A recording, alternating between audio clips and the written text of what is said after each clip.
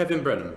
Thank you, Mr. Rossendale. It's a pleasure to serve under your chairmanship. And can I say it's a pleasure to be part of this cross-party supergroup this morning that has got together in order to work across party lines and to argue for proper insurance indemnity for events this year from the government. And can I thank the Minister for her attendance?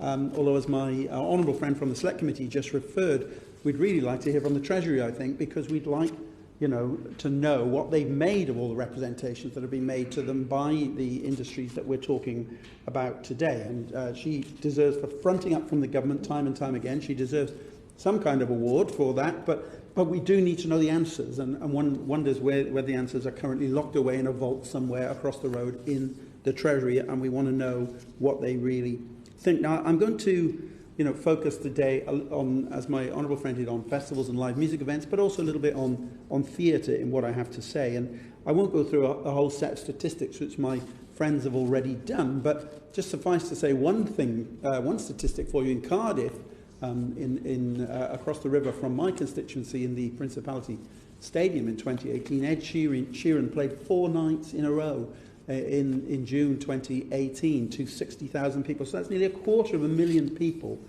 over the course of a few nights. And I don't need to spell out to honourable members and people watching the economic impact and the importance of that kind of event to the economy of Cardiff and wider economy of South Wales. And in talking about festivals this morning, I think what we want the government to do is to provide some clarity. If it is the case, that it's not going to be possible for the government to underwrite events, if it's going to be the case that the government doesn't think that it's going to stick to its irreversible timetable and that it will probably have to impose further restrictions in the future, then it should say so, because at the moment the sector is being led along on a string effectively and is unable to progress appropriately. I think I've heard it said that the government thinks that because festivals and live music events are selling tickets that they don't need insurance, but of course normally that ticket revenue would be used in order to do the build, provide the infrastructure for putting on things like festivals in a normal year. But this year is not a normal year because they can't get cancellation insurance. They can't get insurance against not being able to proceed, which would normally be available in the market, as my honourable friend said. And because of that, that money would have to be returned to ticket purchasers if the event was not able to go ahead. And there would be a huge impact on those trying to put on festivals and down the supply chain. And that's why my honourable friend from the Select Committee was quite right to draw the attention of the committee and of the Minister to the possibility of money being taken off people which will never be returned to them, and a potentially fraudulent activity taking place around the festival scene this year without that kind of certainty. So either we need insurance to be underwritten in order for the sector to be able to restart, or a clear indication that they'll not be able to take place, and then financial support to allow the sector to survive through into 2022. I have to say, that there are other countries who are doing things about it. Did you want to, the honourable member want to intervene? Yes, I'll give way. Thank you, Mr. Rossendale. I wonder if my honourable friend, and he's making a splendid contribution, which I really appreciate, I wonder if he agrees with me that the longer we delay getting these events up and running, we face a danger of people losing momentum, people even de-skilling in terms of performances and in terms of just generating public enthusiasm. I think he's absolutely right. There was one of the criticisms, and I've praised the investment, and the Minister will mention the Cultural Recovery Fund in her remarks at the end. She has to. That's an important riff she has to say as a government minister.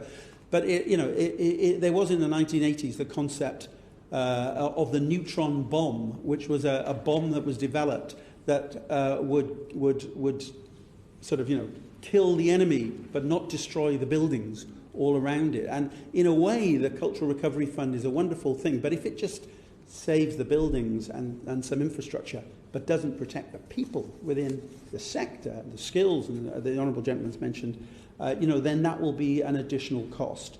And so he's absolutely right to make that point. And I was just going to go on and make the point about what's happening in other countries. The Danish government have announced an event cancellation fund of 67.2 million euros. The Dutch government have just announced an insurance fund of 385 million euros. Finland's Ministry of Economic Affairs and Employment are working on a government-backed insurance scheme for summer events to be finalised by the end of this month. The Estonian government have got a scheme. The Germans have got a similar fund to cover promoter risk of 2.5 billion euros. The Austrian government, the Belgian government, the Norwegian government. So this is not something without precedent.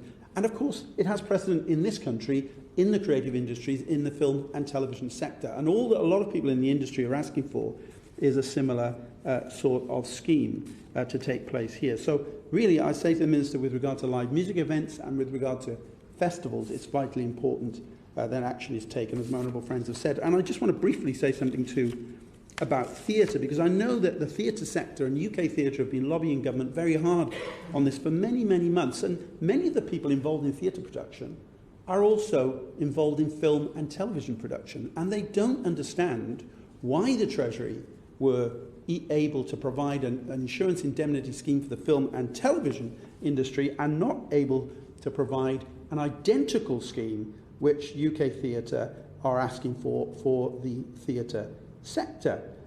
Without theatre production returning to normal, there's going to be a huge negative impact on the total economy, including the loss of tax revenues, including all the loss of the economic activity involved. And that will be felt particularly badly in our city centres and some of the towns around the country. The insurance market is not offering this scheme, and it's clear that it won't be offering any scheme of this kind for the foreseeable future, at least into 2022 at the very least.